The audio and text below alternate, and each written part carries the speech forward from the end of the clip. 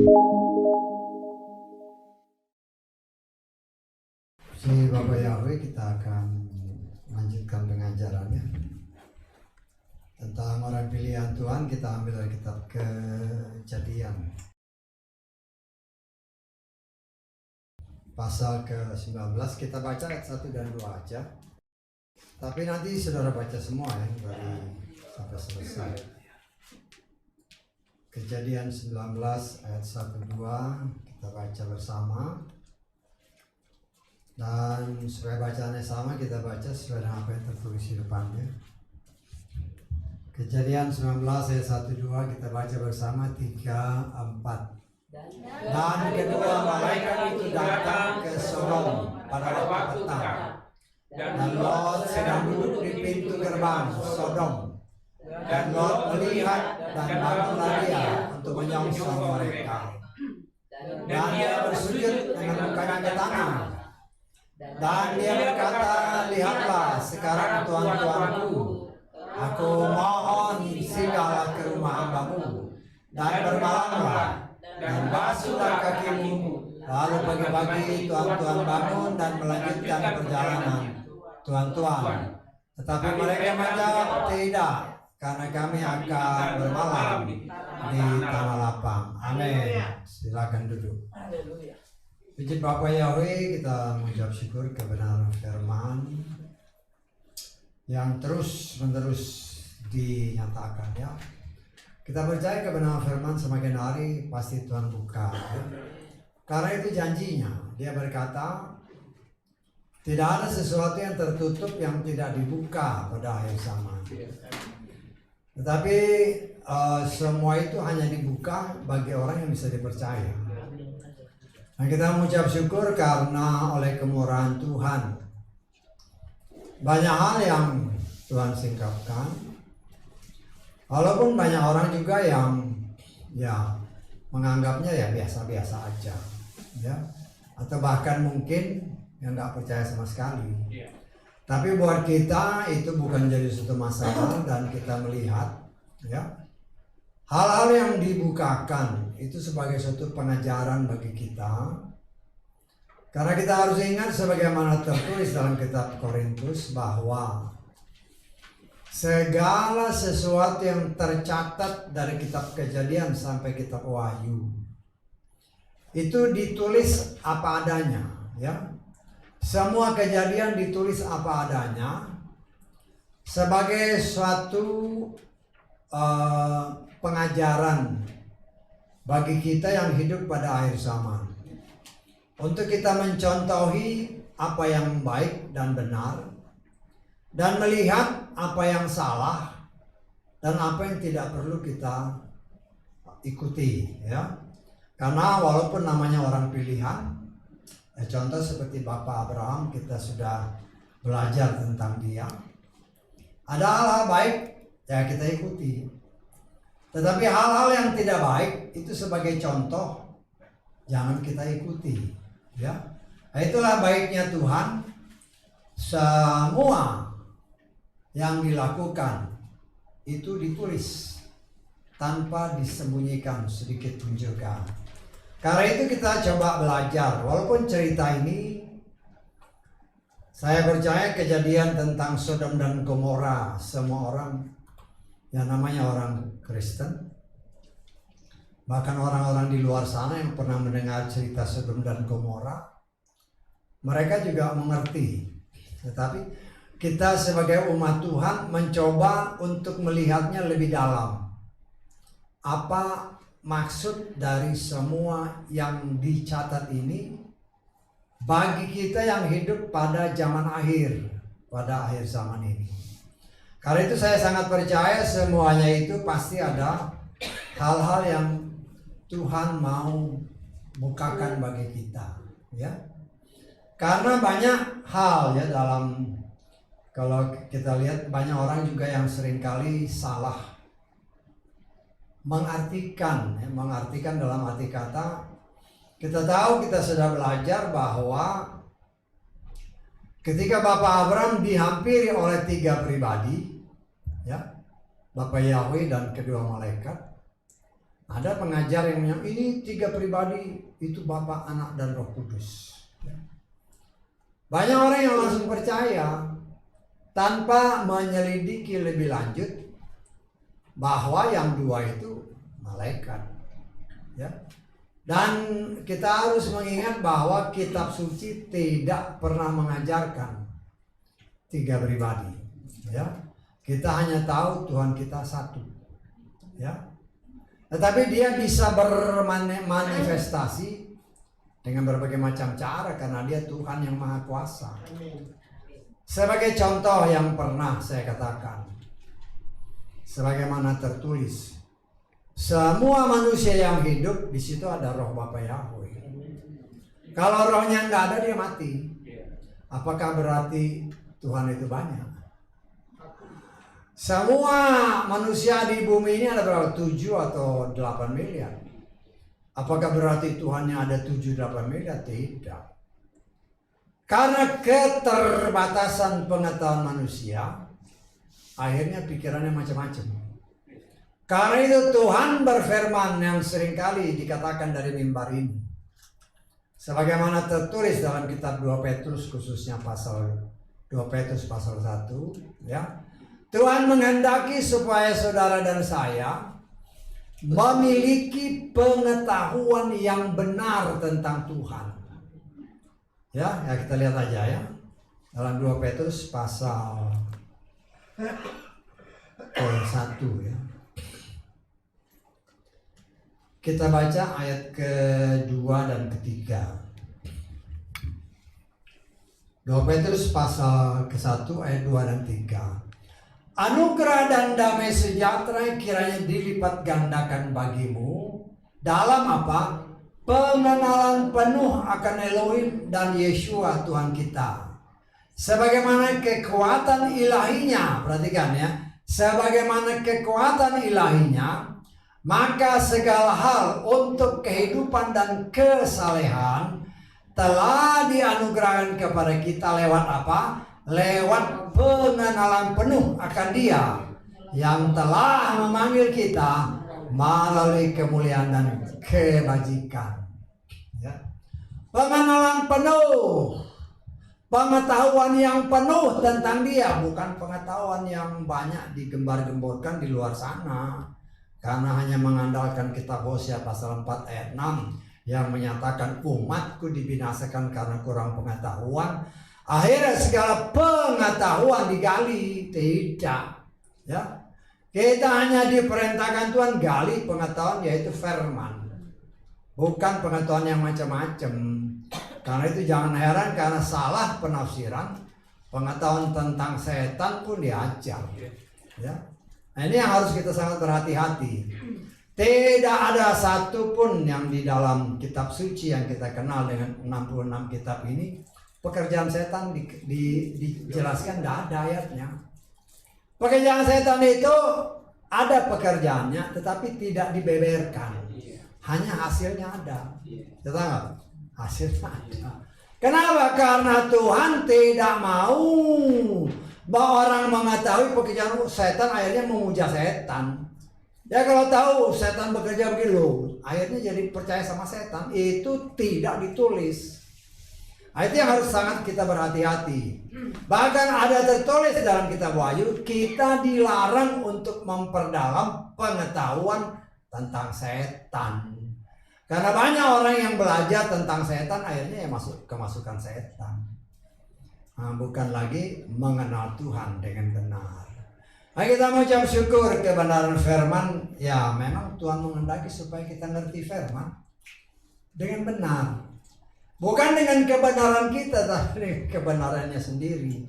Karena firman itulah yang membersihkan kita, yang memurnikan kita, yang menguduskan kita. Karena Yesus sendiri kan berfirman, kuduskanlah mereka dalam kebenaran, firman-Mu adalah kebenaran. Ya kenapa? Karena Bapa Yahweh sendiri berbicara, kuduslah kamu sebab aku kudus.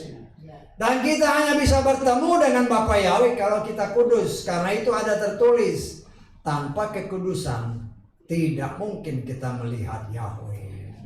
Nah, karena itu dalam proses, ya, dalam kehidupan kita terus diproses melalui kehidupan beribadah.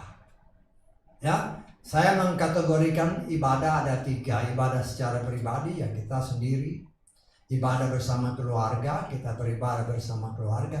Dan ibadah berjemaat seperti ini. Ya, semuanya itu harus kita lakukan. Ya, tetapi banyak orang ya mungkin hanya beribadah pribadi aja. Ya, sehingga pengetahuannya picik hanya untuk pribadinya. Dia tidak mengenal lagi karena tidak ada hubungan dengan orang lain, jadi menganggap dirinya benar. Ya, tidak mau lagi beribadah dengan orang-orang luar.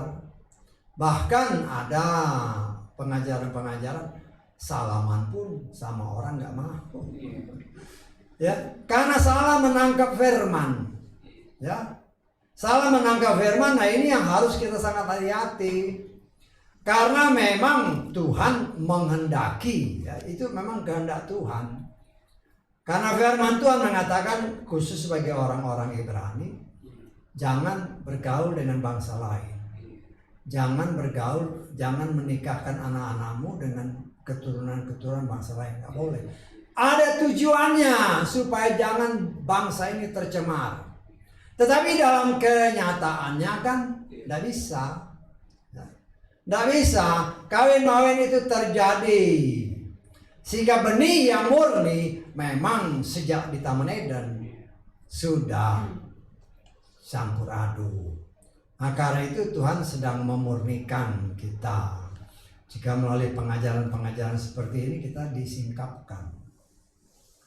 Lot yang karena pilihannya sendiri, ya. Kan waktu dia memang Tuhan menghendaki dia harus pisah dengan Bapak Abraham. Kita sudah belajar sebelumnya. Nah, saya riwayat sedikit. Ketika Bapak Abraham berbicara kepada Lot, kita harus pisah karena kita sudah menjadi kelompok yang besar. Ya, kita punya hewan-hewan ternak-ternak sudah sangat banyak, sehingga terjadi keributan terus antara gembala. Ya, kita harus pisah. Nah, kan Bapak Abraham, silakan kamu pilih.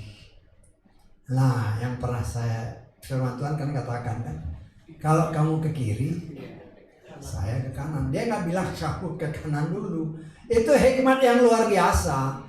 Kita sudah belajar kiri dan kanan ada artinya, ya. Dan di sini kita melihat Bapa Yahweh sangat luar biasa. Lot kan akhirnya memilih yang menurut pandangannya di daerah Sodom dan Gomora itu seperti Taman Eden, seperti taman Bapa Yahweh. Ya. Nah, saudara bisa bayangkan, ya, pernahkah terbayang, ya, karena kita meriwayat sedikit, kita lihat di sini. Ya, kita coba melihatnya di dalam Kejadian 13 ayat ke 10. Ya.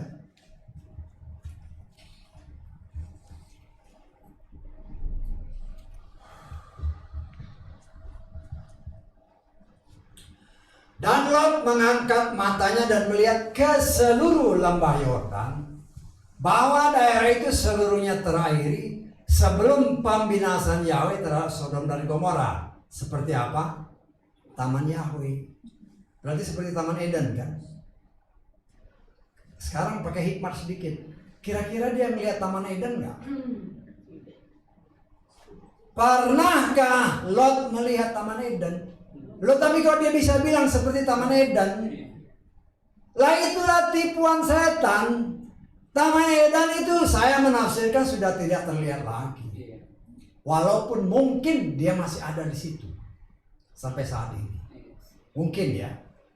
Kenapa saya bilang mungkin? Loh, batasannya masih ada, Sungai Efrat masih ada, Sungai Tigris masih ada, Sungai Gihon masih ada di situ. Tapi kalau nggak kelihatan, Ya. Tapi disinilah kita melihat, tapi ini firman. Lot bisa membayangkan ini kayak Taman Eden. Mungkin dia lamunan-lamunannya karena cerita dari leluhurnya. Ternyata apa yang dipandang oleh dia, dipikir oleh dia, terbukti salah pilih. Salah pilih. Tetapi itulah cara Bapak Yahweh. Ya. Kalau kau pilih dengan caramu, ya itulah yang terjadi. Engkau milih ke kiri, kan ke kiri kan dia pilih itu. Ke taman Yahweh, seperti taman Yahweh. Itulah tipuan setan bagi Lot. Tetapi kita melihat dari apa yang kita baca. Lot itu saya menafsirkan karena dia banyak bergaul dengan omnya, pamannya, kan ini pak tuanya si Abraham kan, karena bapaknya si Lot ini kan adiknya bapak Abraham. Ada tertulis kalau kita bergaul dengan orang bijak, kita jadi bijak. Karena Lot banyak bergaul dengan bapak Abraham sebelum terjadi pemisahan. Kenapa saya berani bilang? Dia langsung bisa mendeteksi ini bukan orang sembarangan, yang dua orang ini. Dia langsung bisa melihat ini pasti makhluk ilahi. Saya tahu. Kan dia langsung bisa mendeteksi. Bagaimana dia bisa mendeteksi? Dia langsung lihat, dia langsung datangi, dia langsung nyembah. Berarti dia sudah punya sesuatu di dalam hatinya. Dan saya percaya ini akibat transferring roh yang dia terima dari Bapak Abraham. Yang sering kali bergaul dengan Tuhan. Yang sering kali Bapak yang menampakkan diri kepada Abraham. Dan itulah yang ditransferkan kepada keponakannya. Sehingga Lot langsung dapat mendeteksi. Ini pasti malaikat. Ya. Dan kita melihat dia langsung bertindak, ya, suatu gerakan yang sadar atau tidak sadar, tetapi di dalam hatinya, dia langsung bertindak, dia langsung menghampiri, dan dikatakan oleh firman Tuhan dia langsung bersujud, luar biasa, ya. Dia langsung bersujud, menandakan suatu kerendahan hati, ya, suatu kerendahan hati. Dan kita melihat di sini, dan bukan sampai di situ. Dia mengundang kedua malaikat dalam wujud manusia. Ya, wujudnya manusia kan. Dan memang kalau kita baca dari ayat-ayat selanjutnya, seperti yang pernah saya katakan dan tafsirkan, malaikat itu jenisnya laki-laki. Ya. Saya nggak pernah baca malaikat itu perempuan. Nggak pernah. Karena bagi Tuhan memang gender itu laki-laki. Karena yang diciptakan juga yang pertama laki-laki. Tetapi setelah Adam menghitung binatang gini, baru Tuhan lihat, manusia ini butuh teman yang sepadan, bukan binatang.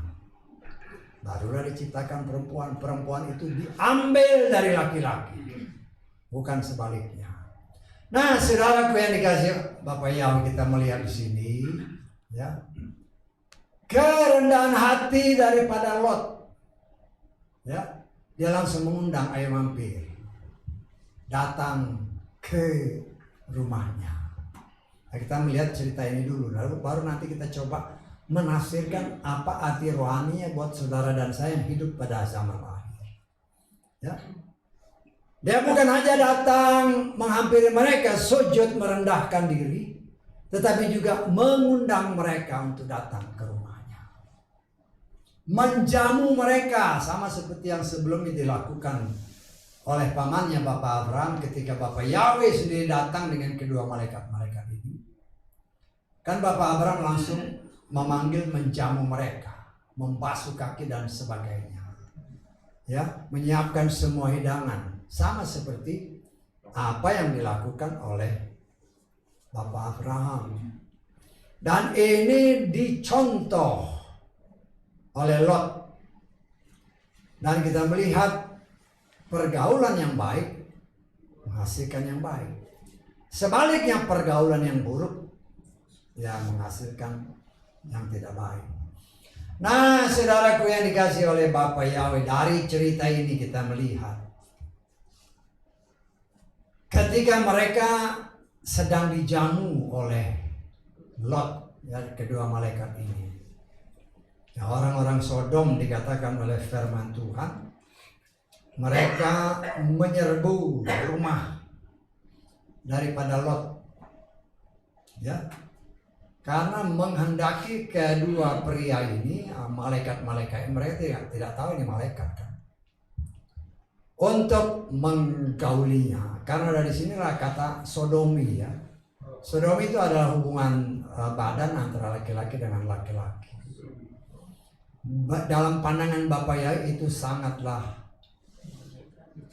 perzinahan yang sangat-sangat tidak benar, ya.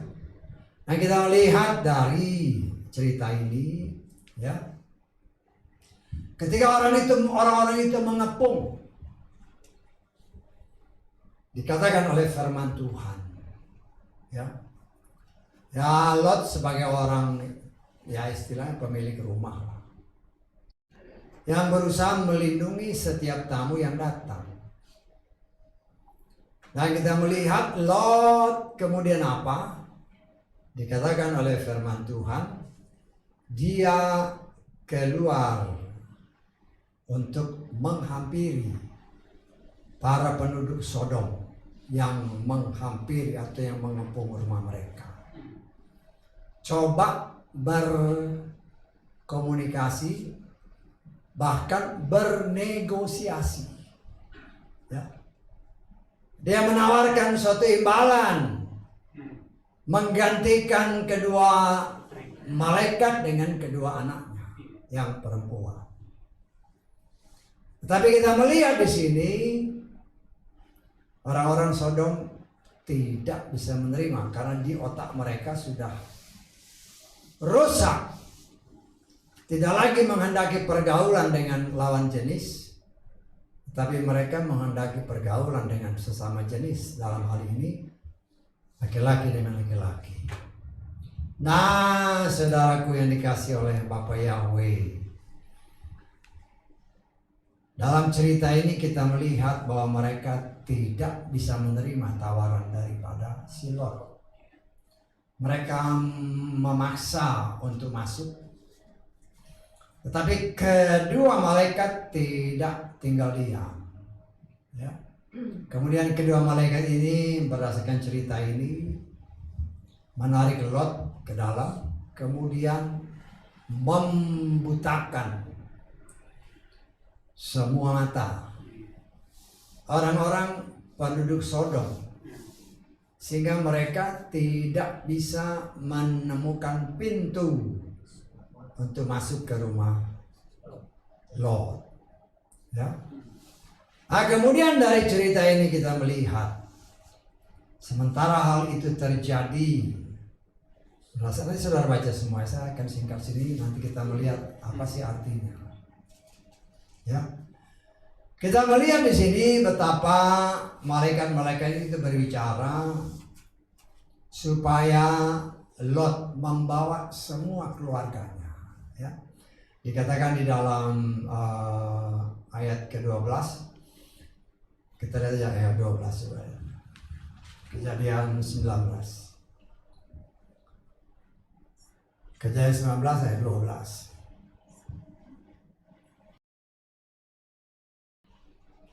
Dan orang-orang itu berkata kepada Lot, para malaikat, ya, siapakah yang masih ada di sini bersamamu?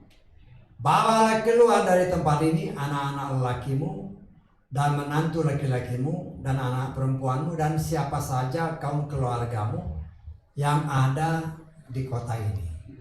Ya, itu tawaran daripada kedua malaikat. Tetapi kita melihat di sini, kita lompat ke ayat ke-14, coba kita lihat ya. Ayat 14. Keluarlah Lot untuk berbicara kepada menantu-menantu lelakinya yang mengambil anak-anak perempuannya, dan dia berkata, bangunlah, keluarlah dari tempat ini karena Yahweh akan membinasakan kota ini. Nah, perhatikan ayat ini.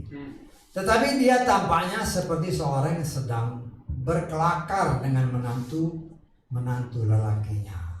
Ya, sini kita melihat para malaikat menyuruh Lot untuk mencari kalau ada keluarganya. Tapi kalau berdasarkan cerita ini, ya keluarganya cuma istri sama anak-anak. Dia pergi mencoba, ya memang di sini dikatakan menantu ya. Tapi kalau kita lihat ayat-ayat sebelumnya, ini kelihatannya mungkin pacar atau calon suami daripada anak-anaknya. Ya. Tetapi karena cara penyampaian Lot kepada calon menantunya, dianggap itu sebagai suatu kelakar, sebagai sesuatu lelucon, sehingga sama sekali tidak menggerakkan hati mereka. Ya, selingkat cerita dikatakan ya pasti menolak ya, pasti menolak calon-calon menantunya ini. Dan karena waktu yang sudah semakin mendekat, para malaikat menyuruh Lot untuk cepat bersiap-siap. Tetapi firman Tuhan katakan justru mereka berlambat-lambat. Berlambat-lambat, tetapi Tuhan selalu bekerja sesuai waktu. Saya tanggap ya. Bapa Yahweh bekerja sesuai waktu. Lot berusaha ya berlambat-lambat, mungkin santai-santai. Mungkin dia juga separuh percaya. Benar gak sih ini yang dikatakan oleh malaikat ini? Bahwa Tuhan akan membinasakan tempat tinggalnya, Sodom. Ya. Nah kita melihat karena itu dia berlambat-lambat, dan kita bisa menafsirkan dia ini setengah percaya dan tidak. Apalagi dia kalau kita petik kata-kata yang tadi sebelumnya, dia ngomong sama menantu-menantunya itu atau calon menantunya sambil berkelakar. Seolah-olah kita bisa menafsirkan dia mengatakan ini antara percaya dan tidak percaya. Loh, kalau yang menyampaikan aja berkelakar, tentu yang menerimanya pun menganggap ini suatu lelucon. Menganggap bahwa ini sesuatu yang mustahil. Apalagi mereka melihat ini siapa orang ini, ya. Tetapi kita melihat di sini bahwa Lot melihat. Ketika kedua malaikat ini membutakan semua mata orang, artinya malaikat ini memberikan mujizat, meyakinkan Lot secara tidak langsung bahwa mereka itu memang malaikat. Saya tanggap, ya. Kalau seandainya malaikat itu tidak membutakan orang-orang itu, ya bolehlah dianggap itu ini orang biasa. Tetapi kita melihat di sini Tuhan mau kasih lihat bahwa kedua orang ini memang malaikat yang mempunyai kuasa yang Tuhan berikan untuk menyelamatkan Lot dari amukan massa. Sehingga oleh kasih karunia Tuhan, kuasa yang berasal dari Bapa Yahweh melalui para malaikat, orang-orang Sodom dibutakan. Tetapi kita melihat Lot ini seolah-olah menganggap itu sepele. Sehingga ketika dia cerita kepada calon menantunya, ya sambil lelucon. Ini bukan kata saya, karena firman Tuhan bilang seperti berkelakar, lelucon. Dianggap ini gak serius. Artinya kita bisa menafsirkan Lot sendiri pun menganggap ini gak mungkin, ya, gak mungkin. Tetapi kita melihat di sini karena Tuhan itu bekerja dengan sesuai waktunya. Ketika Lot berlambat-lambat, ya karena mungkin antara percaya dan tidak. Ya. Para malaikat pegang tangan mereka, tarik, diseret keluar.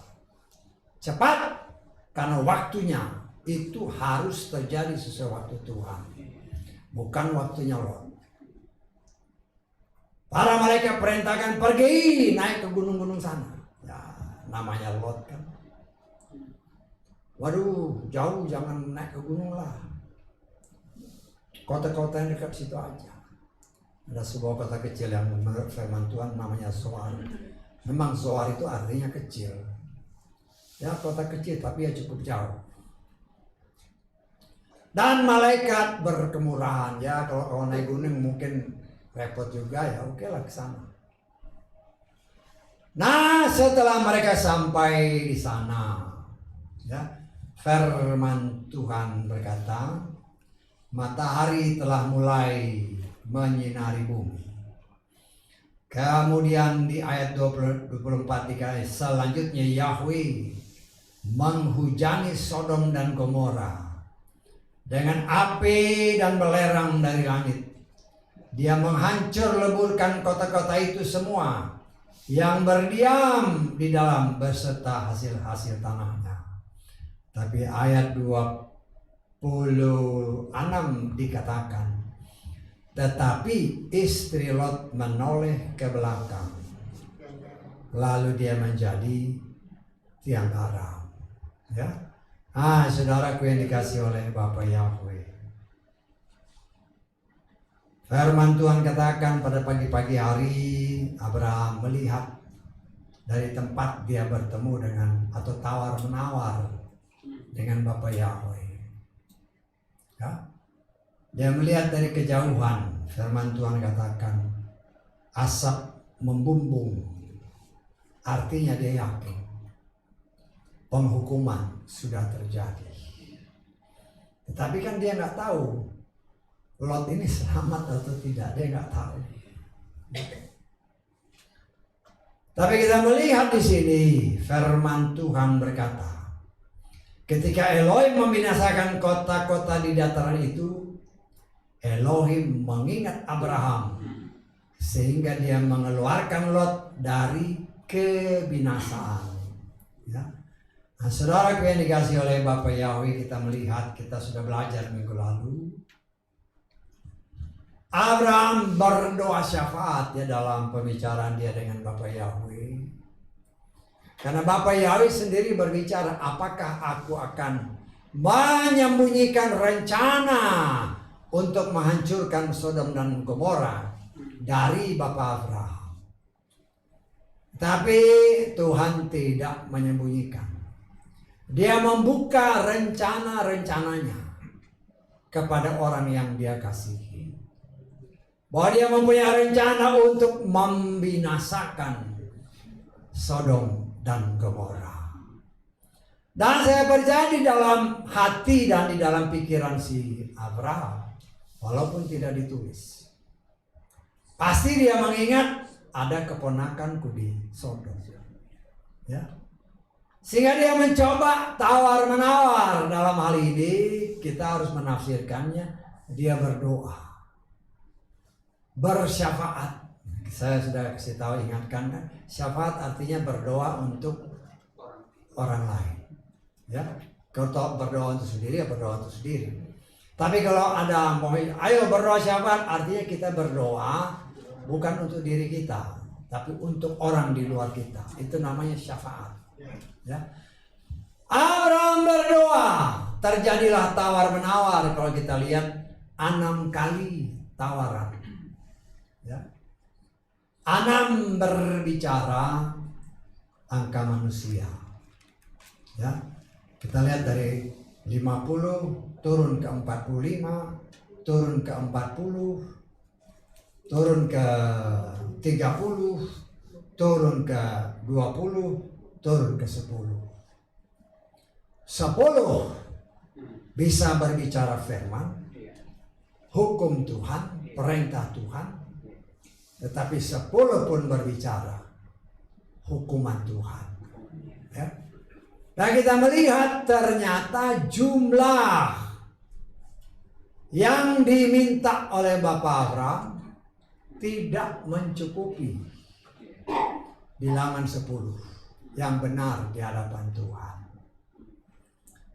Tadinya 4 orang kelihatan benar, tetapi dalam perjalanan penyelamatan hanya 3 yang benar-benar selamat. Nah, saudaraku yang dikasih oleh Bapak ya, kita coba belajar. Secara rohani apa gunanya bagi kita yang hidup pada akhir zaman ini?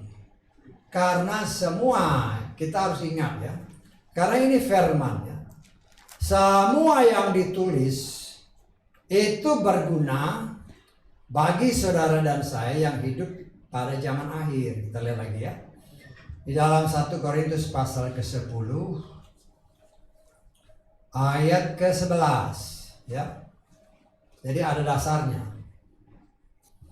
Semua contoh ini telah terjadi kepada orang-orang itu dan telah dituliskan sebagai peringatan bagi kita yang untuk siapa akhir zaman telah tiba. Jadi untuk saudara dan saya yang hidup pada zaman akhir, untuk kita mengerti ya tindakan Lot ketika dia dihampiri oleh malaikat Tuhan.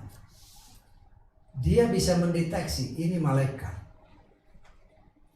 Ini bukan pribadi yang sembarangan, ini malaikat. Kenapa? Karena dia selalu hidup sebelumnya bergaul dengan Bapak Abraham. Sehingga dia menerima transferring roh yang berasal dari orang yang dapat dikatakan orang benar, yaitu Bapak Abraham. Sehingga dia mempunyai kepekaan untuk bisa mendeteksi ini bukan manusia sembarangan, tetapi ini malaikat Tuhan. Karena itu dia bertindak dan langsung menyembah. Kita belajar dari sini sebagai orang-orang pilihan Tuhan. Ada tertulis pergaulan yang buruk menghasilkan yang buruk. Pergaulan yang baik menghasilkan yang baik. Yang baik itu hanya Tuhan. Yesus sendiri berbicara, tidak ada yang baik kecuali Elohim, kecuali Tuhan, kecuali firman. Saya tangkap ya. Nah, kita kalau mau memiliki kepekaan seperti orang-orang yang dibacakan tadi, apa yang baik ya firman. Kita harus bergaul dengan firman. Bergaul dengan firman artinya kita banyak baca firman. Bukan saja baca pada hari Minggu atau hari Sabtu atau hari ibadah ya. Tetapi jadikanlah membaca firman itu bagian dari kehidupan kita. Karena banyak sekali rahasia-rahasia firman yang tersembunyi di dalam 66 kitab yang Tuhan berikan bagi saudara dan saya. Kita membutuhkan rahasia-rahasia firman ini dibuka. Tetapi bagaimana kita bisa menerima pembukaan kalau kita sendiri nggak pernah mau mempunyai keinginan untuk menggalinya. Karena berdasarkan pengalaman setiap kali kita membaca satu ayat firman, itu bisa mempunyai banyak sekali arti dan tafsiran-tafsiran.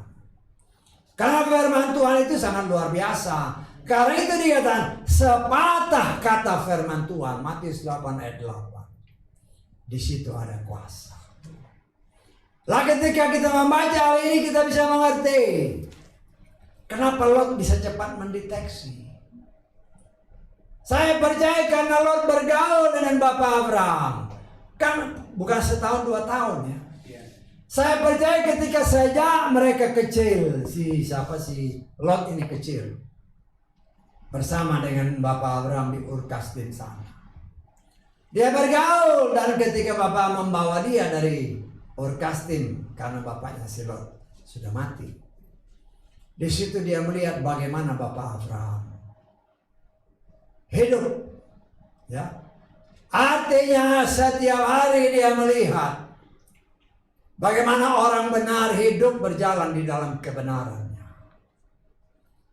Nah, saya percaya apabila kita pun memiliki keinginan, ya, untuk mengenal Bapa Yahweh dengan benar dan penuh, kata kitab Petrus yang kita baca tadi. Kita nggak seperti mereka. Mereka dulu dari mana? Hanya face to face ya. Bapa Yahweh datang baru ngobrol, belum ada kitab. Walaupun mungkin ada kitab-kitab yang dicatat oleh leluhur mereka sejak Adam dan Hawa, tetapi itu kan tidak disebar. Itu ya boleh dikatakan hanya warisan leluhur. Kan pengetahuan leluhur kan banyak kan? Ada pengetahuan pemain leluhur satu kelompok kan? Ini ilmu leluhur, ini harus turun ke bawah, tidak disebarkan kemana-mana. Ada demikian juga saya percaya pengalaman yang dialami sejak Adam terus turun sampai kepada Bapak Abraham. Ya. Jadi 20 generasi, kan dari Adam sampai Abraham itu 20 generasi, 2000 tahun. Semuanya ditulis. Bapak Abraham tahu. Ya. Dan mungkin dari tulisan-tulisan itu Lot berpikir, oh ini kayak taman Yahweh, bisa tahu. Kita kan bisa menarik seperti itu, oh ini seperti taman Yahweh. Nah, saudaraku yang dikasih oleh Bapak, Lot langsung bertindak. Kita pun, kalau kita hidup mau bergaul dengan Tuhan melalui firman, ya, kecuali dalam hal-hal khusus, misalnya Tuhan menampakkan diri kalau dia berkenan. Baik, saya percaya sampai sekarang hal ini bisa terjadi. Ya, kalau Tuhan berkenan dia bisa datang entahkah dalam mimpi, entahkah secara teofani langsung berhadapan, berbagai macam cara. Ya. Tuhan bisa menampakkan diri kalau dia mau. Dan Tuhan hanya menampakkan diri kepada orang yang dia percaya. Baik juga dalam penampakan diri melalui mimpi-mimpi, melalui penglihatan, melalui berbagai macam cara. Bagaimana sikap kita ketika hal itu terjadi? Apakah kita mengambil sikap seperti Lot? Ya. Langsung merendahkan diri, bahkan menyembah ketika ada hadirat Tuhan. Ya, artinya bisa aja kita mendapat mimpi-mimpi ya.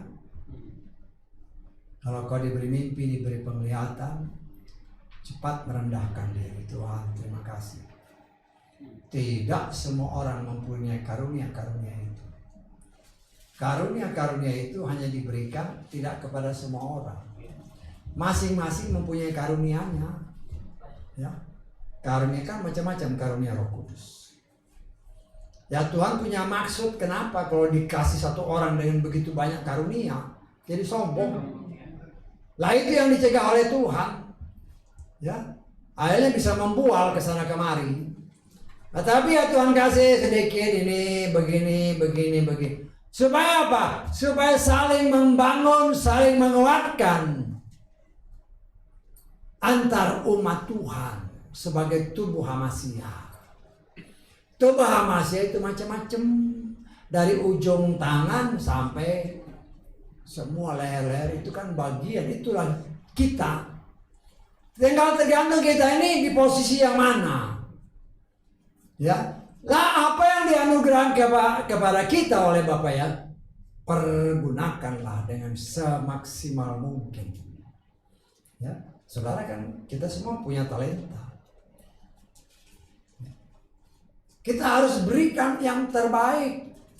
Ya. Ya saya sendiri, saya pribadi. Saya kadang-kadang sering kali. Khususnya belakangan ini. Saya ngomong sama dalam hatiku, ya, ngomong sama Bapa lah, sama Roh Kudus. Apa yang sudah aku buat untuk Tuhan? Saudara pernah nanya gitu kan? Apa yang sudah aku buat untuk Tuhan? Dan apakah yang aku lakukan ini berkenan kepada Dia atau tidak? Ataukah hanya untuk kesenangan pribadiku? Lah inilah yang harus membuat kita, kalau kita mau bertanya itu kepada diri kita sendiri di hadapan Tuhan, Tuhan apa yang sudah aku perbuat? Apakah yang sudah kulakukan, katakanlah di dalam melayani Tuhan seperti ini, apa sudah benar? Yang tahu benar atau tidak itu bukan manusia, hanya Tuhan. Ya. Yang bisa menilai apa yang kita lakukan itu benar atau tidak, hanya Tuhan. Kita bisa menilainya dengan cara apa? Ini sesuai firman apa enggak? Saya tahu saya. Artinya ya patokannya tetap Tuhan. Karena firman itu Tuhan. Ya. Nah, saya coba belajar, karena itu saya selalu berdoa, Tuhan, Engkaulah Roh Kudus yang ditempatkan di dalam hatiku. Engkau itu guru saya. Roh Kudus itulah guru saya. Ajar dan sempurnakan ibadahku, pelayananku, penggembalaanku, pengajaranku, karena ini yang dianugerahkan bagiku. Sehingga kalau aku melayani dengan benar. Bukan untuk kesombongan, tapi melayani apa adanya. Melayani apa adanya bukan untuk menyenangkan hati orang, tetapi untuk menyenangkan hati Bapa ya. Ya, bawa contoh, mari kita melayani seorang ibu kan dengan anaknya, dengan Ibu Maria. Nah, istri saya kita bertiga pergi, kita melayani. Ya saya ngomong apa adanya. Ya. Entah dia terima apa enggak, itu urusan lain. Tetapi ada tertulis begini. Ya. Bapak contoh saya bilang, ini dia dibaptis dengan perempuan. Perempuan yang membaptis ibu ini. Ya bagi orang lain sih ya mungkin ya biasa-biasa aja. Tetapi ada tertulis, perempuan itu diam. Dan tidak ada ayat yang menyatakan bahwa keturunan Lewi perempuan bisa menjadi imam, tidak ada. Nah, kita kan hanya kasih tahu. Artinya menurut pandangan saya, berdasarkan firman yang saya tahu, perempuan itu tidak boleh membaptis.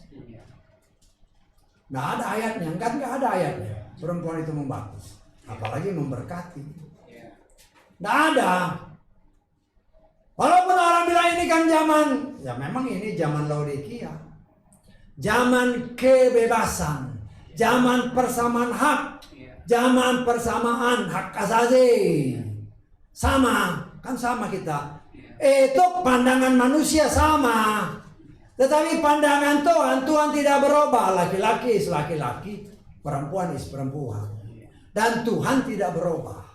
Saya tanya saya. Lah kita melayani apa adanya. Jangan untuk menyenangkan hati orang, sudah tahu salah atau tidak sesuai firman, kita biarin, nggak bisa. Itu harus menjadi satu prinsip yang harus tertanam dalam hati kita. Firman Tuhan menyatakan begini. Lah terserah penerimaan orang, mesti tahu saya. Terserah penerimaan. Karena kalau kita hanya untuk menyenangkan telinga orang, itu bahaya. Menyenangkan hati orang tapi mengecewakan Tuhan. Karena itu saya belajar. Saya ngomong, memang saya berdoa, Tuhan, ajar dan sempurnakan ibadahku, pelayananku, penggembalaanku, dan pengajaranku. Jangan salah, jangan nyeleweng, jangan salah. Karena kalau saya salah dalam mengajar, dalam memberitakan firman, ada tertulis kitab Yakobus. Jangan semua orang menjadi guru. Karena guru itu kalau salah ngajar, hukumanmu 2 kali lipat. Karena itu kita beritakan apa adanya. Dan karena itu saya ajarkan kepada saudara, kalau engkau kebetulan dipercaya untuk melayani Tuhan, loh tapi saya perempuan. Lah perempuannya boleh kalau yang kau layani itu bukan orang yang percaya kepada Bapak Yahweh. Saya tanya saya. Loh orang yang gak percaya Bapak Yahweh gak masalah kau layani. Beritaan firman apa adanya. Ya, jadi ada aturan mainnya. Tetapi kalau di situ ada laki-laki, entahkah suamimu, silakan suamimu jangan. Kau topang dia dengan doa. Saya tanggal. Ini bisa terjadi karena pengenalan yang benar akan firman. Karena itu dalam kitab Petrus tadi katakan, mengenal Tuhan dengan benar. Memiliki pengetahuan tentang Tuhan dengan benar. Dan Lot begitu dia kenal pribadi malaikat-malaikat Dia langsung merendahkan dan dia mengundang. Ayo masuk. Kita pun senantiasa harus mempunyai karakter seperti itu. Ketika Tuhan bisa menampakkan diri dengan berbagai macam cara, seperti yang saya katakan tadi, melalui mimpi, melalui penglihatan, berbagai macam karunia-karunia, berbicara kepada Bapa Yahweh, kepada Roh Kudus, Tuhan bertahtalah dalam hatiku, sehingga apa yang Kau anugerahkan itu bukan saja hanya mimpi, tetapi saya mengerti dengan benar. Bukan hanya penglihatan, tapi saya mengerti dengan benar. Karena pengenalan yang benar itulah yang kita perlukan. Ya, jangan hanya saya mimpi gini-gini, Bu. Tanya Tuhan apa artinya. Bisa aja itu mimpi yang mungkin anggapan kita nggak bagus. Lah berdoa.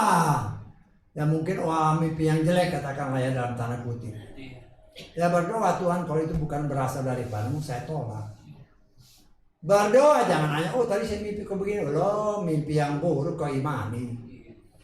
Bukan berarti itu bukan bisa dari Tuhan. Tetapi minta kekuatan kalau itu memang daripadamu dan itu harus terjadi. Roh Kudus tolong supaya saya kuat dan tidak gugur. Karena apa yang kau izinkan terjadi pasti Tuhan punya maksud. Ya, silakan maksudnya. Kita melihat di sini saudaraku yang dikasih oleh Bapak Yahweh. Kesalahan daripada Lot. Ketika orang banyak mengepung rumahnya, dia keluar rumah. Saya tahu. Dia keluar dari persekutuan dengan hadirat Tuhan. Itu satu kesalahan. Dia coba untuk mengandalkan kekuatannya melawan masa di luar, gak bisa. Kalau kita sedang bersekutu dengan Tuhan, tetap walaupun dunia mau hancur ya, kalau kita bersekutu dengan Tuhan, dunia boleh hancur tetapi kita tetap aman dalam lindungan Tuhan. Tuhan mau kasih lihat, kalau sedang bersekutu dengan Tuhan jangan keluar rumah. Saya kan tadi Lot keluar kan. Karena dia keluar, dia coba bernegosiasi, menawarkan hal yang seharusnya tidak boleh, kalau menurut saya tidak boleh dia lakukan. Karena seharusnya dia melindungi keluarganya. Dan dia harus yakin, dia akan percaya bahwa ini malaikat, utusan Tuhan. Dia sedang berkomunikasi dengan mereka. Seharusnya ya jangan kasih lihat gua hebat. Tunjuk Tuhan, tolong. Kan dia bisa ngomong sama malaikat ini. Tolong bagaimana menghadapi. Jangan keluar sendiri. Dunia membenci orang pilihan Tuhan. Nah, ini yang harus kita perhatikan. Dan Lot karena kegentaran, karena lingkungan yang mengancam, ya keluar mau kasih lihat aku hebat, gak bisa. Walaupun secara manusia kelihatannya maksudnya bagus, mau membela orang yang ada di dalam rumahnya. Tetapi dia harus ingat bahwa dari awal firman Tuhan dikatakan dia sudah mengerti bahwa ini malaikat. Kalau malaikat Tuhan datang berarti ada kuasa Tuhan, ada otoritas Tuhan di sana. Berarti dia punya kuasa untuk melakukan apa yang terbaik, terlebih bagi orang yang sudah menjamu dia. Menjamu mereka kan, mereka dijamu. Tetapi kita melihat, itulah yang juga seringkali terjadi dalam kehidupan kita anak-anak Tuhan. Bersekutu, beribadah.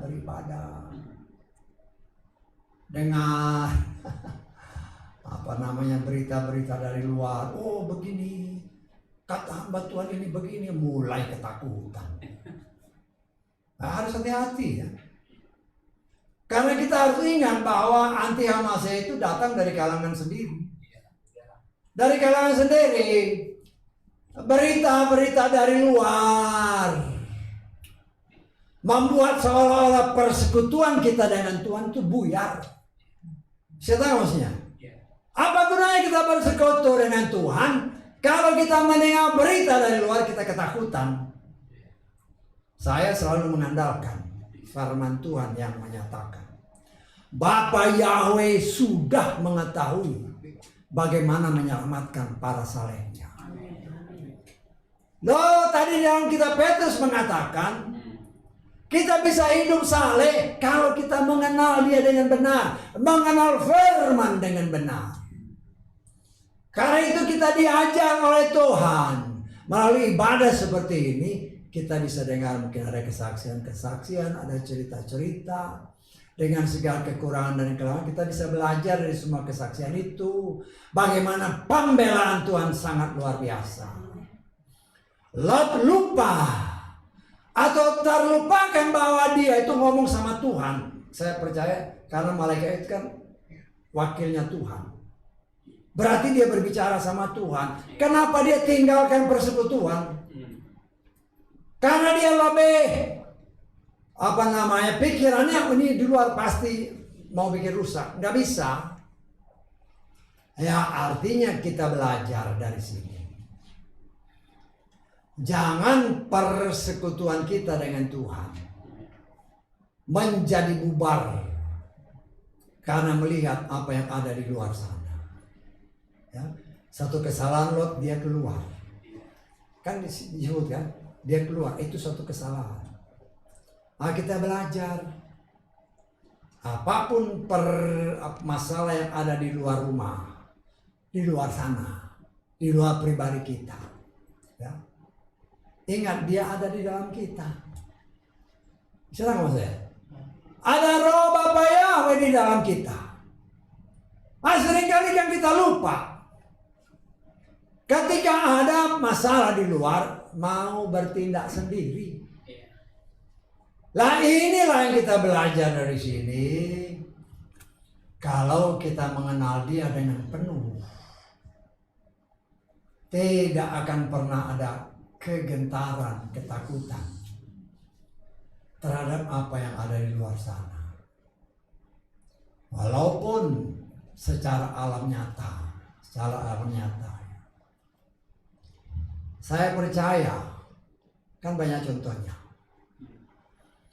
Ya, contoh yang paling kalau hakim-hakim, nabi-nabi kan, mereka juga punya ketakutan. Saya tahu nggak? Kayak Elia itu kan takut sama Israel. Betul nggak? Ketika Gideon disuruh untuk menghancurkan berhala-berhala itu, dia juga takut. Tetapi Tuhan tahu mereka takut. Tuhan beri kekuatan. Itu yang harus kita pelajari. Kalau kita hidup bersekutu dengan Tuhan, Tuhan yang menganggap kita adalah biji matanya, dia tidak akan membiarkan biji matanya dijamah oleh kuasa kegelapan. Karena itu kita diajar oleh Tuhan mengerti. Saudara dan saya adalah orang pilihan Tuhan. Jangan bertindak sembrono seperti Lot. Merasa diri, ya mungkin dia bisa bernegosiasi. Menawarkan anak-anaknya ganti. Kedua mereka tidak bisa. Tidak ada kompromi dengan dunia. Tidak bisa. Yang ada adalah ketika Tuhan izinkan permasalahan terjadi dalam hidup kita. Ingat, yang senantiasa saya ingatkan, semua yang terjadi di muka bumi ini, walaupun dunia ini dikuasai si jahat, kata kitab 1 Yohanes, ya, itu semua tetap dalam kontrol Tuhan. Jadi, contoh yang paling gampang, ketika Tuhan bilang sama setan, kau lihat si Ayub? Lihat. Dari mana kamu? Habis jalan-jalan Tuhan. Kan dia bilang itu. Ketika Tuhan tanya kepada si setan, dari mana aja kamu? Dari jalan-jalan menjelajahi bumi. Jalan-jalan dia lihat. Untuk melihat siapa yang bisa ditaklukkan. Ya, ketika Tuhan tanya, kau lihat si Ayub? Namanya setan. Ya, kau kasih enak dia, ya dia percaya kepadamu. Tuhan izinkan kan. Tuhan izinkan bahkan sampai semuanya habis, sampai dia juga babak belur. Hanya Tuhan kasih ingat, jangan kau sentuh nyawanya. Artinya semua tetap dikontrol oleh Tuhan. Ayub boleh dibikin hancur lebur oleh si setan. Tapi Tuhan bilang ada batasnya. Nah itu harus jadi patokan kita. Sebagai orang pilihan Tuhan. Bahwa Bapa Yahweh yang saudara dan saya sembah. Dia tidak akan pernah meninggalkan anak-anaknya sendirian. Karena itu sejak dahulu sudah diberitahukan, bahkan Yeshua Sang Juru Selamat sudah mengingatkan. Bahwa pada akhir zaman begitu banyak masalah. Begitu banyak pergumulan. Begitu banyak nabi palsu. Hamasya palsu. Dunia semakin jahat. Dunia semakin rusak. Itu di luar sana. Tetapi anak Tuhan yang hidup bersama Tuhan tidak akan pernah bisa dijamin oleh apa yang di luar sana. Tapi yang sering kali terjadi ya kayak Lot itu.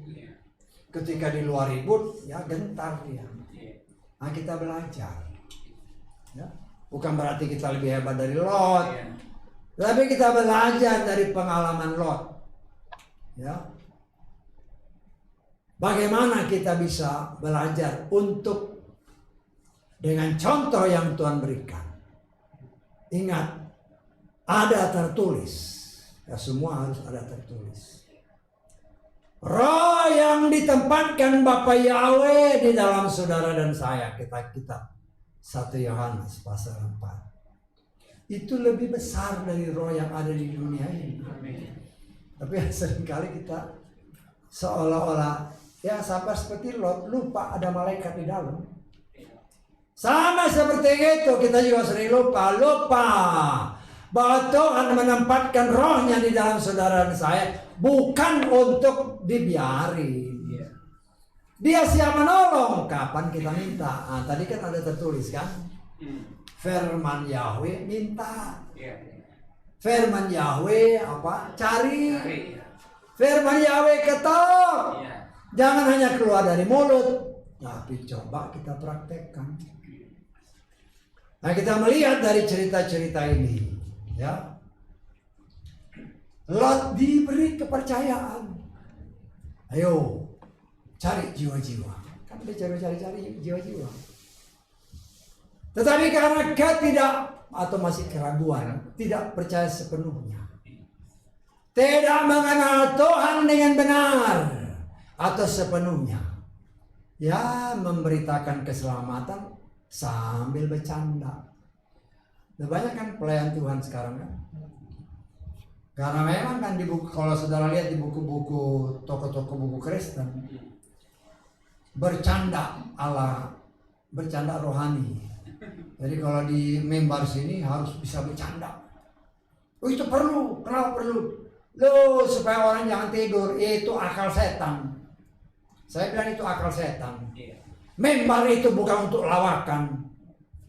Pelayan Tuhan bukan pelawak. Pelayan Tuhan adalah pelayan yang melayani Bapa Yahweh dengan sungguh-sungguh dan benar, bukan untuk melawak. Untuk menyelamatkan jiwa supaya selamat, karena itu harus serius. Jangan sok jadi juru selamat, ketawa-ketawa seolah-olah senang. Bukan begitu. Kalau orang bisa tidur berarti ada setan di sana. Karena setan kan keliling-keliling kata kitab Ayub.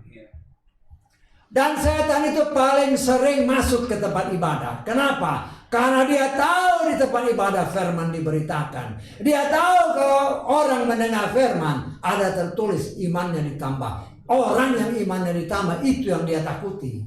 Karena itu dia masuk ke tempat ibadah. Dia menjelajah ke tempat ibadah untuk mencegah orang jangan dengar firman. Yang dia dengar lawakan-lawakan. Kelihatannya bagus, tetapi itu. Ya ini seperti si Lot ini. Berkelakar tidak serius. Akhirnya apa? Binasa. Nah, kita belajar. Jangan membuat firman Tuhan itu sebagai bahan lelucon. Tidak ada lelucon. Karena Tuhan serius untuk menyelamatkan. Amin. Dan apa yang Tuhan rencanakan dunia ini akan dibinasakan, itu memang akan terjadi. Karena itu dia beritakan firman dengan sungguh-sungguh, bukan main kelakar-kelakar, nggak ada. Harus serius. Terserah tanggapan yang menerima. Tapi kita sebagai anak Tuhan, contoh dari apa yang kita baca. Beritakan yang benar dan jangan membuat firman menjadi lelucon. Sehingga oleh kasih kemurahan Tuhan, saya percaya ya, kalau Lot itu memberitakan dengan serius. Kalau dia beritakan dengan, dia tuh melihat malaikat loh. Lot itu melihat malaikat, ya, tetapi tetap aja nggak serius. Dia melihat mujizat yang dilakukan malaikat, semua orang buta. Dia lihat itu. Tetapi semua itu seolah-olah dia abaikan. Kita belajar dari sini. Kita pun mungkin sering kali mengalami itu kan, karena sering kali kesaksian. Bagaimana luar biasanya pertolongan Bapa Yahweh dalam hidup kita. Tapi kan seringkali kalau menghadapi permasalahan baru, lo yang lama yang sudah menjadi pengalaman seolah-olah lupa. Ya. Padahal semua yang terjadi itu supaya membuat iman kita semakin bertambah. Kita percaya bahwa engkau dan saya tidak pernah ditinggalkannya sendiri. Karena dia tahu siapa kita. Dia tahu ada tertulis, kita melawan bukan dengan musuh yang kelihatan, tetapi dengan roh-roh yang tidak kita lihat. Karena kita nggak lihat ya, Tuhan kasih penolong. Tetapi kalau kita main bercanda-candaan dengan apa yang ada di dalam kita yang serius untuk menyelamatkan kita, ya hasilnya nggak maksimal.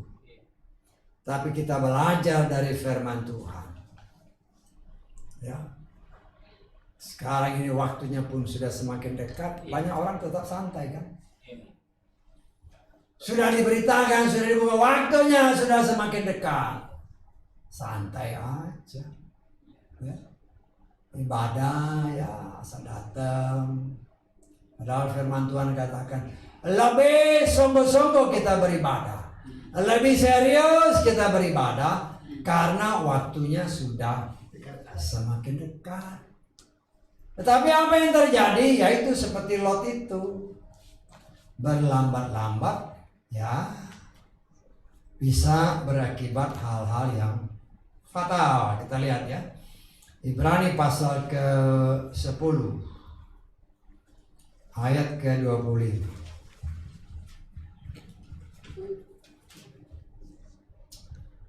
Dengan tidak mengabaikan pertemuan ibadah kita, ya seperti ini, pertemuan ibadah. Sebagaimana kebiasaan beberapa orang, malah sebaliknya, semakin saling menasihati, sebagaimana kamu melihat apa? Harinya sudah semakin dekat. Hari sudah semakin dekat. Ingat, Tuhan itu bekerja dengan waktu.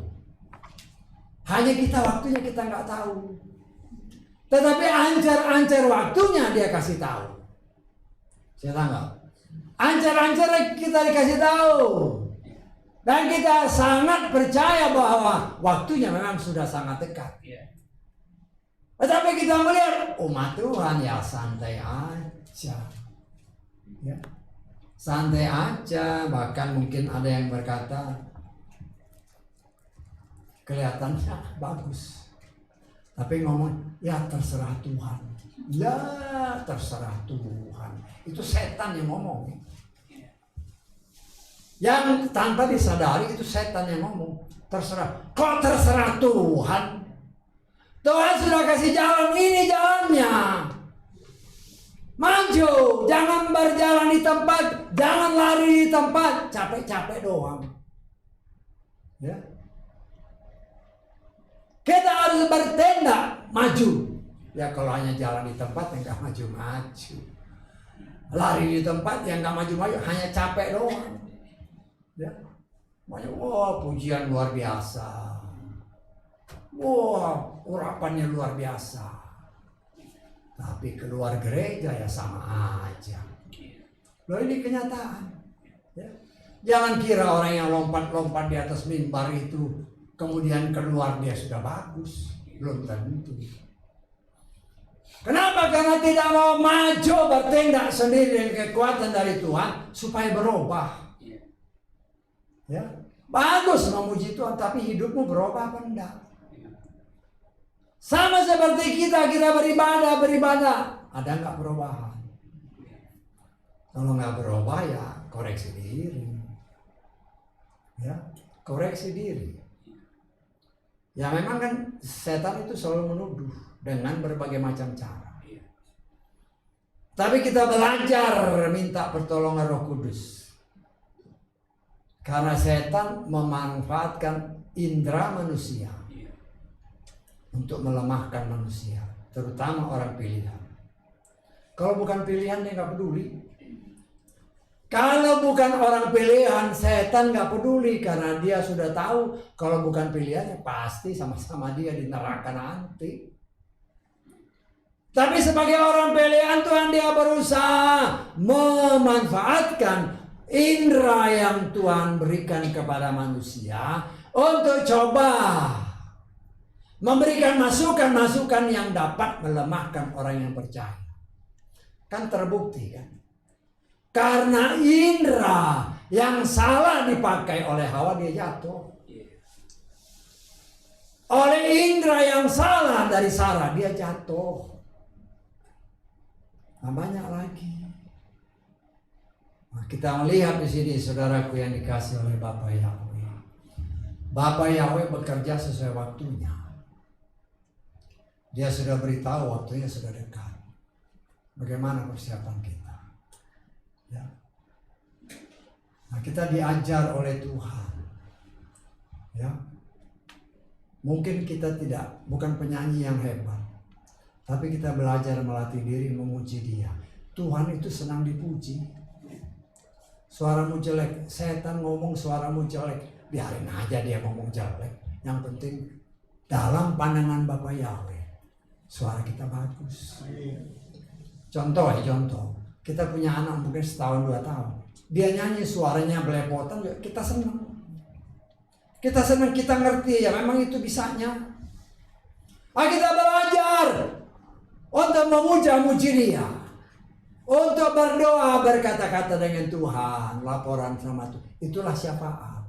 Bukan saja berdoa untuk diri kita ingat, kita diingatkan si A, berdoa untuk dia. Mungkin pada saat itu dia sedang dalam kesusahan. Diingat si B, ya doain. Walaupun orang itu mungkin membenci kita, ya doain aja. Karena ada tertulis doa-doa orang kudus ditampung oleh Tuhan. Nah, saya percaya bagian dari doa-doa kita pun ditampung oleh Tuhan. Kita coba mempraktekkan ini karena waktunya sudah semakin dekat, jangan berlambat-lambat. Tapi karena Tuhan bekerja dengan waktunya, kita berlambat-lambat karena engkau dan saya pilihan Tuhan diseret oleh malaikat sama seperti Lot dan keluarga diseret oleh malaikat. Hayo cepat keluar karena ini akan dibinasakan. Dunia ini akan dibinasakan. Karena itu Tuhan sedang mempersiapkan umat pilihannya jangan sampai turut dibinasakan. Karena itu dia punya cara dengan caranya sendiri. Yang kadang-kadang kita nggak ngerti bagaimana. Tapi kita pasti belajar, kok ini bisa begini. Bisa tahu nggak saya? Kalau ada permasalahan dalam hidup kita, apapun bentuknya, kan kita yang tahu kan? Kok begini sih? Ya kita koreksi diri. Kita cek. Kita komunikasi dengan Bapa, dengan Roh Kudus. Tuhan seringkali memakai apapun yang ada di dalam lingkungan hidup kita untuk mengajar kita bergantung sama Dia. Itu yang gagal dilakukan oleh Lot. Dia tahu dia bergaul dengan malaikat, kok dia keluar. Karena takut dengan apa yang akan terjadi di luar sana. Nah, kita belajar, ada Roh Kudus dalam hidup kita. Ada firman Tuhan yang bisa menguatkan kita. Ketika kita menghadapi masalah, apapun masalah itu. Duduk diam, berdiam diri di kaki Tuhan. Ya, menyanyi, memuji Dia, baca firman. Firman itu yang dapat menguatkan kita. Amin. Firman itu yang dapat memberikan jalan keluar bagi kita. Ya, karena itu saudaraku yang dikasih oleh Bapa Yahweh, sudah dikasih tahu sama malaikat, lari, jangan nengok ke belakang. Tetapi apa yang terjadi kepada istri Lot? Karena tidak seutuhnya, kalau saya boleh tafsirkan, percaya dengan apa yang dikatakan oleh malaikat, ya, tidak seutuhnya percaya. Ya mungkin dia dengar suara kan, jublang, kan api kan, bla bla bla bla. Kau pengen tahu apa sih yang terjadi? Sehingga apa?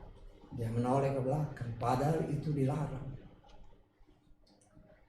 Tuhan melarang saudara dan saya untuk melihat kehidupan kita yang sudah lewat, yang sudah diampuni Tuhan, jangan diingat-ingat lagi. Jangan. Itu perintah Tuhan. Melalui khususnya seperti Paulus, aku melupakan apa yang di belakangku. Sama seperti istri Lot ini. Tetapi itu seolah-olah lupa, dan istri Lot dia pandang ke belakang, langsung menjadi tiang garam. Memang Yesua bilang jadilah garam. Tapi kalau tiang garam udah gak ada artinya. Bisa tahu saya? Iya. Kalau jadi garam kan itu jadi membuat sesuatu jadi enak. Kalau jadi tiang garam buat apa? Jadi hancurkan. Tidak ada gunanya. Artinya dalam proses penyelamatan yang sedang Tuhan kerjakan, kalau kita masih melihat ke belakang, itu mempunyai akibat yang bisa tidak mengenakan. Bahkan keselamatan yang Tuhan sudah siapkan akhirnya buyar. Nah, kita belajar dari sini, ya. Tidak ada satupun di antara kita orang yang baik, orang yang benar, gak ada. Termasuk saya, gak ada yang benar. Tetapi oleh kasih karunia Tuhan, ketika kita dengar firman, firman itu membuat roh yang di dalamku dibangkitkan, sehingga aku boleh menerima percaya kepada Dia, Sang Juru Selamat. Kemudian kita bertindak dengan iman, kita mau maju, tidak tinggal di tempat. Maju. Karena Tuhan sedang memproses kita untuk menyelamatkan kita. Amin. Tetapi kalau kita main-main, ya sama seperti istri Lot ini. Maunya ngelihat masa lalu terus. Karena dia orang termasuk orang kaya. Harta membuat manusia lupa akan keselamatan yang Tuhan siapkan lebih dari harta duniawi. Karena itu saudaraku yang dikasih oleh Bapa Yahweh, dari sini kita belajar. Supaya kehidupan kita, Yesua ada tertulis menyatakan, melihat, memandang ke depan kepada Yesua, kepada firman yang dapat menyelamatkan saudara dan saya. Ya, jangan ngelihat ke belakang terus, ngelihat ke belakang terus, ya bahaya. Kita lihat Ibrani pasal 12 ayat ke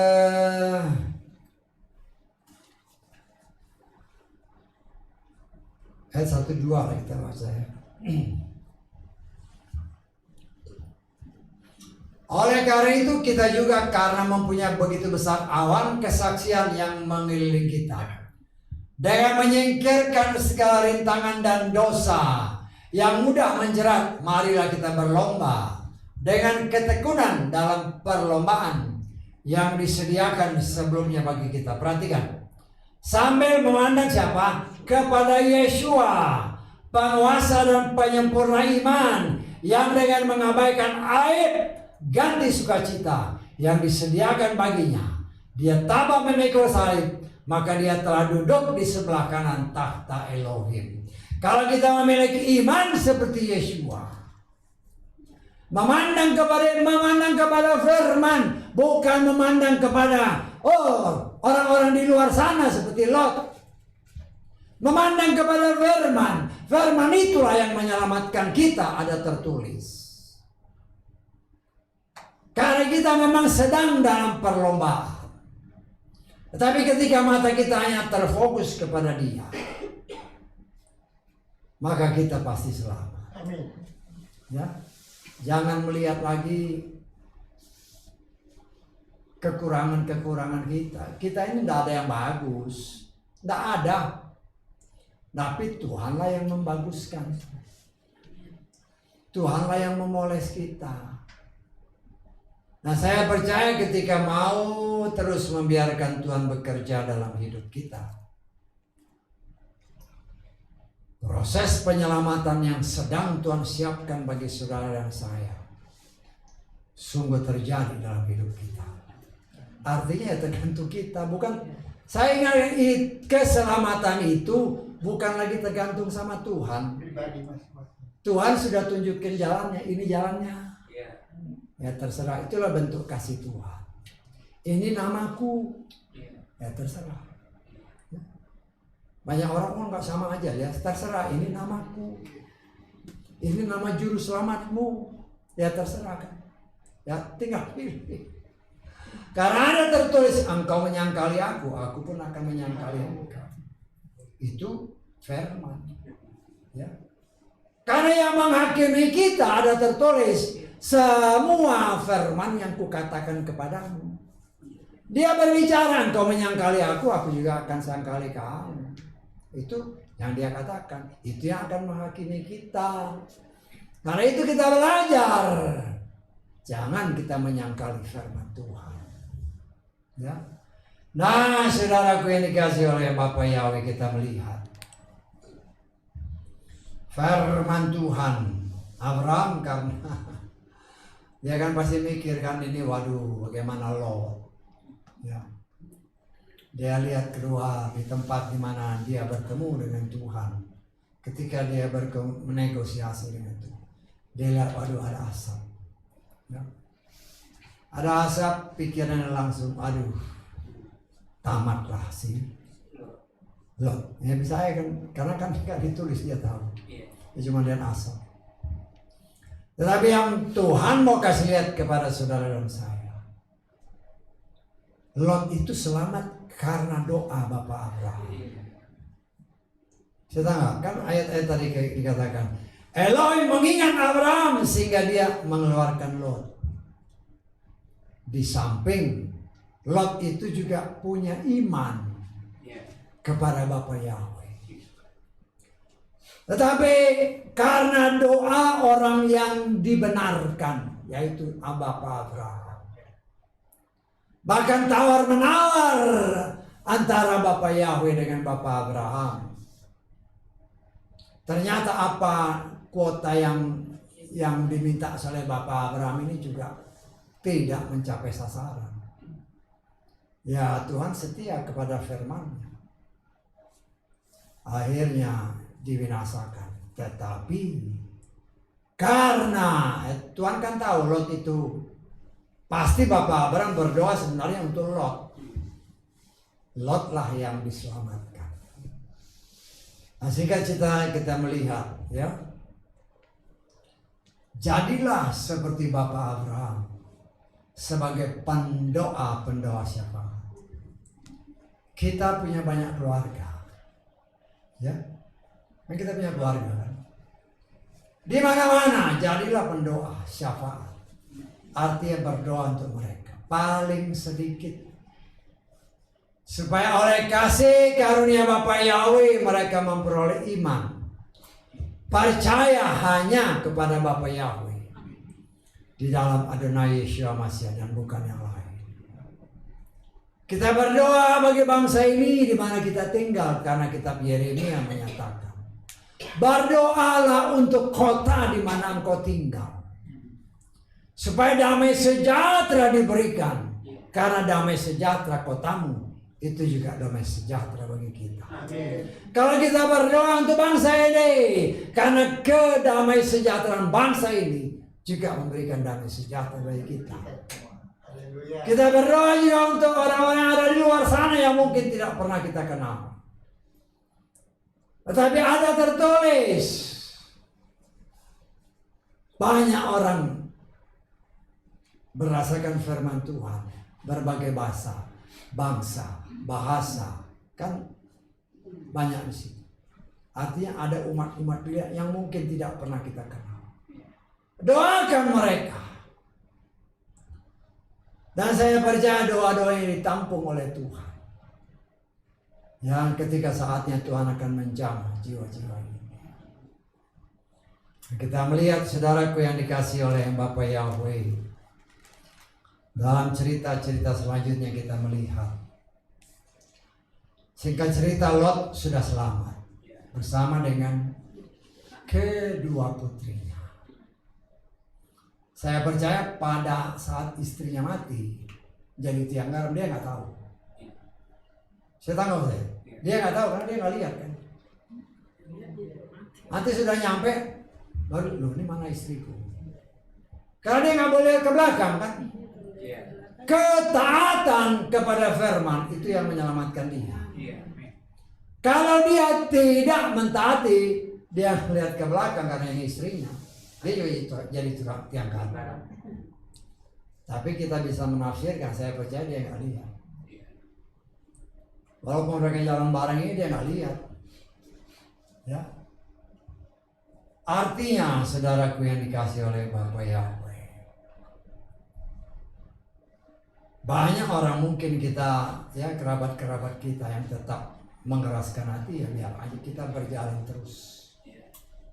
Jangan menoleh ke belakang. Yang penting kita sudah doakan. Tapi kita melihat dalam perjalanan selanjutnya dalam kitab Kejadian 19 ini, ya. Ketika Lot cuma bertiga dengan kedua putrinya. Ya. Nah, kalau saudara baca nanti kan seterusnya kan. Kelihatannya ide daripada kedua anak-anak perempuannya ini bagus. Kita cuma tinggal bertiga, ini bapak kita udah tua.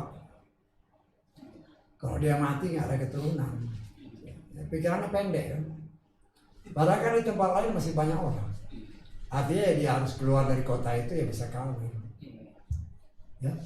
Sehingga tanpa sepengetahuan bapaknya, dia bikin bapaknya mabok. Ya. Ini akal setan. Dia bikin bapaknya mabok, ya bapaknya nggak tahu. Akhirnya ya terjadilah hubungan suami istri antara bapak dengan anak. Sesuai firman Tuhan, bapaknya nggak tahu.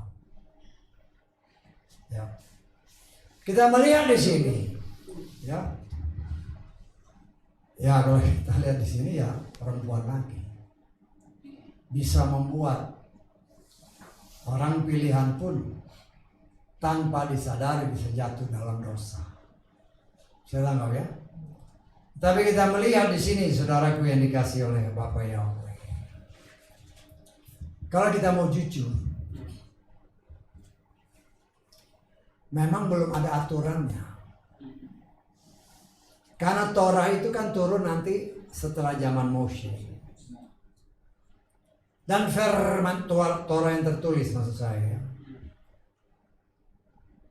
Dan kita melihat kalau dari zaman dulu-dulu, mereka kan pasti ada cerita-cerita itu kan. Memang cuma Adam dan Hawa. Terus lahir anak-anak. Zaman dulu ya boleh. Bapak kawin sama anak, anak sama anak kawin, anak sama ibu kawin masih bisa. Bisa ditangkap maksud saya. Lo kalau nggak gitu ya nggak bisa. Artinya waktu itu ya normal-normal aja. Seperti contohnya maaf kata, kayak binatang-binatang kan. Anjing, katakan anjing lah. Ya. Anjing laki perempuan punya anak. Terus anaknya juga ya bisa kawin lagi sama bapaknya sama ibunya. Saya menafsirkan bisa seperti itu. Dan waktu itu memang belum ada hukum tertulis. Sedang saya belum ada hukum tertulis. Karena hukum tertulis itu nanti kalau saudara baca dalam Imamat pasal 18, Imamat 20 maupun Bilangan 5, nah di situ diatur.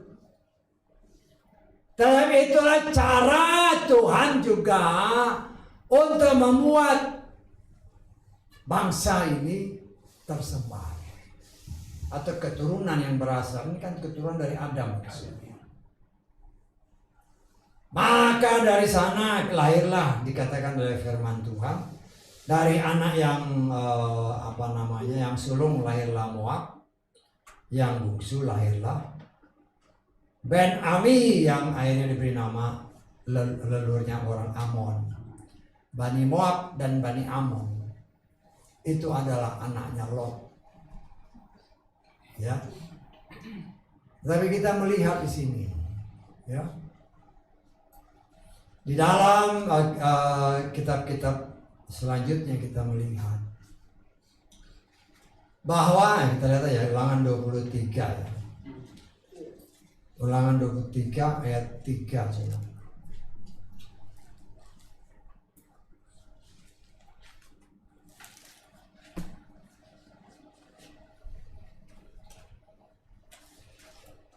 Ulangan 23 ayat 3. Seorang Amon dan seorang Moab tidak boleh masuk ke dalam jemaat Yahweh. Bahkan generasi ke-10 dari mereka tidak boleh masuk ke dalam jemaat Yahweh sampai selamanya. Kenapa? Kenapanya kita lihat terusnya. Karena mereka tidak menyambutmu dengan roti dan air dalam perjalananmu ketika kamu keluar dari Mesir, dan karena mereka mengupah Bileam anak Beor dari Petor di Aram Mesopotamia untuk menistamu. Jadi ada sebabnya. Ya, karena biar bagaimanapun bangsa Israel dengan Bani Amon dan Moab ini masih ada ikatan keluarga. Tetapi karena Bani Amon dan Moab ini tidak melakukan seperti bagaimana leluhurnya yaitu Lot, ketika ada malaikat mereka menjamu. Dikatakan oleh firman Tuhan ini, bangsa-bangsa ini ketika bangsa Israel lewat, itu kan masih saudaranya. Tapi mereka tidak menyambut, karena itu keluar larangan ini. Saya tangkap ya, keluar larangan ini sampai selamanya kan tadi kan. Tapi kita lihat di dalam kitab Rut, coba. Kitab Rut pasal ke-1.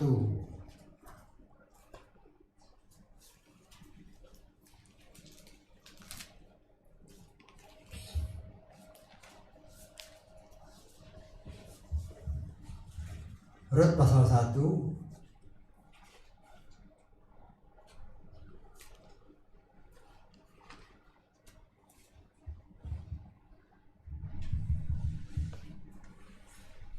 terjadilah pada masa memerintahnya hakim-hakim bahwa ada kelaparan di negeri itu.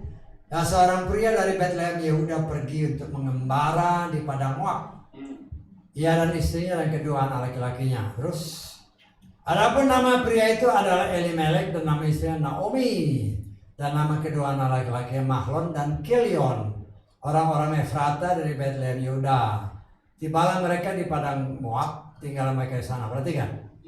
Kemudian matilah Elimelek, suami Naomi, dan dia tinggal ia dan kedua anak laki-lakinya. Dan mereka mengambil apa? Istri bagi mereka dari perempuan Moab. Ya. Siapa? Si Rut. Ya. Firman Tuhan jelas mengatakan, ya. Siapa Rut ini? Rut ini adalah leluhur daripada si Daud. Ya. Kita lihat Rut pasal keempat, ayat kita baca mulai ayat 18 lah. Inilah silsilah Peres. Peres memperanakan Hesron. Hesron memperanakan Ram. Ram memperanakan Aminadab. Aminadab memperanakan Nason. Nason memperanakan Salmon. Salmon, perhatikan, memperanakan Boas. Boas memperanakan Obed. Obed memperanakan Isai. Isai memperanakan David. Si Boas ini kawin dengan Rut. Boas ini kawin dengan Rut. Rut itu siapa? Orang Moab. Tetapi kita melihat, kalau tadi kita bilangan tadi kan, selama 10 generasi sampai selama-lamanya. Tetapi itulah kasih karunia Tuhan. Jelas tertulis, Rut sendiri berbicara kepada mertuanya. Ya, kita lihat di dalam Rut pasal ke-1 ini. Ayat